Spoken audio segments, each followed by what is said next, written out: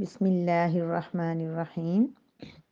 Wow और is जब, कुल कहा, ना हमने, लिए अलमलाइकती फरिश्तों, उसजुदू तुम सजदा करो, ली को, आदमा आदम अलैहिस्सलाम, फ़ा पस या तो फ़ा पस या तो, सजदू उन्होंने सजदा किया, इल्ला मगर या सवाए, इबलीसा इबलीस के, अबा उसने इनकार किया, वाओ और इस्तकबरा उसने तकब्बर किया, वाओ और काना वो था या काना वो हो गया, मिन से अलकाफिरीन काफरों।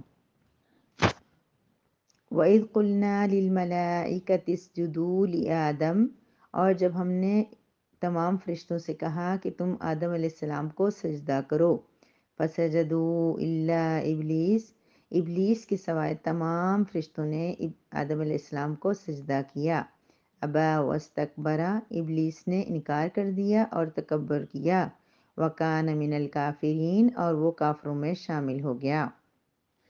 नहमदुहु व नसल्ली अला रसूलिहिल करीम, अम्मा बाद। सूरह बकरा की आयत नंबर 34 है, जिसमें अल्लाह तबारक व तआला उसी वाक़े को एक तसलसल के साथ बयान फरमाए जा रहे हैं। जब अल्लाह तबारक व तआला ने फ़रिश्तों से कहा कि तुम इन चीज़ों के नाम बताओ और मैं इस इंसान को, हज़रत आदम को खलीफा बना रहा हूँ, तो फ़रिश्ते जब आजिज़ आ गए तो उन्होंने फ़ौरन इतराफ़ कर दिया कि अल्लाह जितना आपने हमें सिखाया उतना ही हमें मालूम है। तो अब एक तो अल्लाह तबारक व तआला ने इल्म के साथ हज़रत आदम अलैहिस्सलाम की बड़ाई फ़रिश्तों पे ज़ाहिर कर दी, इसी तरह तमाम इंसानियत की बड़ाई और उनको जो फ़ज़ीलत अल्लाह तबारक व तआला ने अपनी सिर्फ़ जो इल्म कुल्ली इल्म अल्लाह मियाँ के पास और अल्लाह पाक ने जो इंसान को उसमें से हिस्सा अता किया है, उसकी वजह से जो इनफरादियत इंसान को मिली है उसका ज़िक्र फरमाया। अब अल्लाह तबारक व तआला एक और इंसान को दर्जा दे रहे हैं, एक फ़जीलत दे रहे हैं और फ़रिश्तों से ये कह रहे हैं कि आप आदम को सजदा करो। अब सवाल ये पैदा होता है कि क्या सजदा करना जायज़ है? तो ये सजदा वो वाला जो नमाज में सजदा किया जाता है, पहली बात है कि ये सजदा नहीं है, ये सजदा ताज़ीमी था जो पहले वक्तों में जायज़ होता था, लेकिन अब ये मनसूख हो गया है। अब ताज़ीमी सजदा भी किसी को जायज़ नहीं है, क्योंकि आप सब ने वो हदीस मुबारक सुनी होगी जिसमें नबी करीम सल्लल्लाहु अलैहि वसल्लम ने फरमाया कि अब सजदा जायज़ नहीं है। अगर जायज़ होता तो मैं बीवी को हुक्म करता कि अपने खामद को सजदा करे। गोया कि इतनी इताअत करनी चाहिए बीवी को खामद की जिस तरह वो अल्लाह की इताअत करती है, अल्लाह के आगे सजदा करती है। लेकिन साथ ही नबी करीम सल्लल्लाहु अलैहि वसल्लम ने फरमाया कि अब सजदा करना जायज़ नहीं है, तब ताज़ीमी सजदा भी अब किसी सूरत में भी जायज़ नहीं है। अब ये कि सजदे की या तो अल्लाह तबारक व तआला ने उनको प्रॉपर जिस तरह नमाज में सजदा किया जाता है, झुका जाता है नीचे, ये वाली कंडीशन थी, या फिर इससे मुराद है अल्लाह तबारक व तआला फ़रिश्तों को ये कहना चाह रहे थे कि आप इस इंसान के ताबे होकर रहना, इनकी खिदमत करना और आपके ज़रिए मैं इनके काम करवाया करूँगा, और इस तरह ये भी हो सकता है। लेकिन लफ्ज़ इस्तेमाल हुआ सजदे का, तो गोया अल्लाह तबारक व तआला ने हज़रत तमाम फ़रिश्तों को ये हुक्म दिया कि आदम अलैहिस्सलाम को सजदा करो। अब सजदा हम क्यों करते हैं? अल्लाह का हुक्म है कि अल्लाह के आगे सजदा करें। जब अल्लाह ही कह रहे हैं कि किसी और को सजदा करें, तो जो उन तमाम फ़रिश्तों का काम था कि वो उसको सजदा करें। फ़रिश्तों ने तो सजदा किया, क्योंकि उनके अंदर जो है वो इस बात की मना करने, माशाअल्लाह से वो फ़रिश्ते जो हैं वो इसको सजदा किसी भी चीज़ में सरताबी नहीं करते अल्लाह के हुक्म से। फ़रिश्ते हर काम अल्लाह ताला की इताअत में बिल्कुल कोई किसी किस्म की कोताही कमी नहीं करते, इसलिए फ़ौरन उन्होंने सजदा कर दिया। तमाम फ़रिश्तों ने आदम अलैहिस्सलाम को अल्लाह के हुक्म के मुताबिक सजदा कर दिया, जिस तरह कि आपने देखा वइज़ क़ुल्ना लिल मलाइकति, अल्लाह तबारक व तआला अपने लिए कभी ना का लफ्ज़ इस्तेमाल करते हैं, कभी छोटी या मुतकल्लिम में का लफ्ज़ इस्तेमाल फरमाते हैं, कभी हम का इस्तेमाल फरमाते हैं। तो अल्लाह पाक फरमा रहे कि हमने फ़रिश्तों से कहा कि आदम को सजदा करो, तो तमाम फ़रिश्तों ने सजदा कर दिया, अल्लाह के हुक्म की तामील फरमा दी। लेकिन इबलीस यानी इबलीस ने सजदा नहीं किया। کیا ابلیس فرشتوں میں سے تھا؟ تو نہیں، لیکن چونکہ بہت وقت سے وہ فرشتوں کے ساتھ رہ رہا تھا، اسی طرح عبادت کرتا تھا، اسی طرح سب، اس لیے اللہ تبارک و تعالیٰ نے اس کو انہی کے اندر کنسیڈر کیا، اسی کے اندر شمار کیا، اور فرشتوں ہی کی طرح کہا کہ فرشتوں نے سجدہ کیا، لیکن ان میں سے ابلیس نے نہیں کیا۔ لیکن یہ ہے کہ ابلیس جو ہے وہ فرشتہ نہیں تھا بلکہ جنات میں سے تھا، لیکن اس نے بہت عبادت کی وجہ سے اللہ تبارک و تعالیٰ نے، جیسے میں نے پہلے بتایا تھا، اللہ تبارک و تعالیٰ نے اس کو فرشتوں میں شامل کر دیا تھا، اور بہت عبادت کرنے کی وجہ سے اس کو یہ امید تھی کہ اب اس کو دنیا میں، زمین میں خلیفہ بنایا جائے گا۔ تو جب آدم علیہ السلام کو خلیفہ بنایا گیا تو اس کو اس بات پہ اعتراض ہوا، لیکن اس نے یہ اعتراض اپنے خود سے کچھ نہیں کہا، فرشتوں کو آگے رکھ کے اللہ کو سے سوال کیا کہ انسان تو ایسا ہے، آپ انسان کو کیوں بنا رہے ہیں؟ اب یہاں پر یہ ہے کہ سوال اس نے آگے سے انکار کر دیا، پراپر انکار کر دیا، اور جیسے کہ دوسری آیت مبارکہ میں ہے، اور آپ نے سنا بھی ہوگا کہ اس نے الفاظ کیا استعمال کیے کہ اللہ تو نے مجھے تو آگ سے بنایا ہوا ہے، اور اس انسان کو مٹی سے بنایا ہوا ہے، مٹی سے بننے والے اس انسان کو میں کیوں سجدہ کروں؟ میں جو ہے نا وہ انسان کو بھی مار دیتی ہے، وہ جن اس کو بھی ختم کر دیتی ہے، اور اس کی اسی طریقے سے اگر کوئی فرشتہ بھی اگر ایسے کہتا تو وہ اس کی بھی ساری بڑائی، اس کی ساری فضیلت ختم ہو جاتی۔ تو یہ میں اور یہ تکبر، یہ غرور، یہ انسان کو ملیا میٹ کر دیتا ہے، اس کو ابلیس سے جو ہے نا وہ جن اللہ تعالیٰ کی جنت میں رہتے ہوئے اسے دنیا میں پہنچا دیتا ہے، اور اس کا بڑا نقصان ہو جاتا ہے۔ تو کیا کیا اس نے؟ ابا، انکار کر دیا، صاف انکار کر دیا کہ میں سجدہ نہیں کرتا، میں کیوں اس کو سجدہ کروں؟ اور اللہ پاک دیکھنا بھی یہی چاہ رہے تھے۔ واستکبر، اور تکبر کیا، تکبر جیسے اس نے کہا کہ میں اتنا بڑا، میں اتنی عبادت کرنے والا اس چھوٹے سے ایک عام سے انسان کے آگے جھک جاؤں، اس کو حالانکہ بات تو یہ ہے کہ جھکنے کا حکم کون دے رہا ہے؟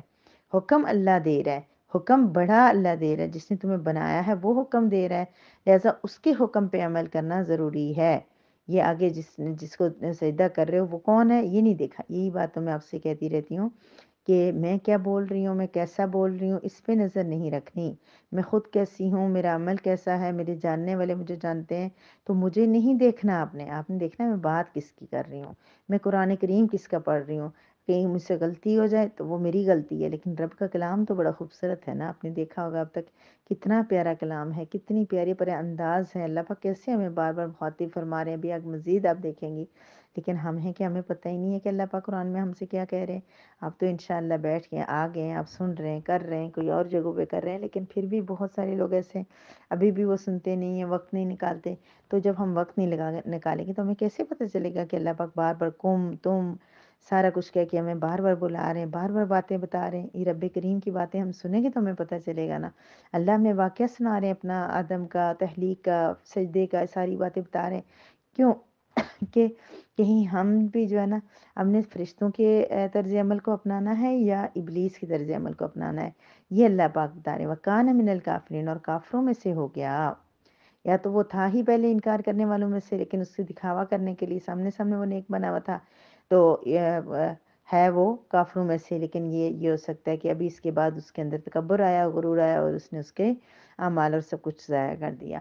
اب یہ ہے کہ فرشتوں نے، آدم نے، اس نے، ابلیس نے انکار کر دیا، ٹھیک ہے، اس نے انکار کیا اور تکبر کیا، لیکن انکار کی میں بار بار میرے ایسے الفاظ ریپیٹ ہو جاتے ہیں کہ اگر ہم کسی بچے کو آواز دیتے ہیں، ہم اس کو بلاتے ہیں، تو وہ آگے سے ہمیں منع نہیں مطلب وہ جی بول دیتا ہے، ٹھیک ہے، وہ جی بول دیتا ہے، لیکن ہم اس سے کہیں کہ بیٹا مجھے پانی لا کے دو، آگے وہ پانی نہیں لا کے دیتا، تو اس کا مطلب بھی تو انکار ہوا نا، وہ پانی لا کے نہیں دے رہا، ہمیں بے شک وہ جی بول رہا ہے، ہم آواز دیں بیٹا، وہ کہیں جی، یا ہم کے پانی لا کے دو، کہتی ہے اوکے اوکے کر دے، ٹھیک ہے میں پانی لاؤں گی، لیکن پانی لا کے نہیں دے، تو کیا ہم اس کو سمجھیں گے کہ وہ ہماری فرمانبردار ہے، اس نے بھی ہماری بات مانی ہے ہماری بیٹی نے؟